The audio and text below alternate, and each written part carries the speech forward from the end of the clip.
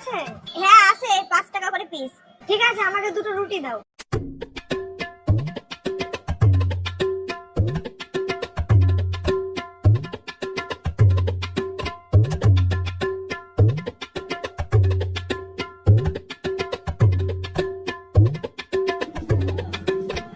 টাকা।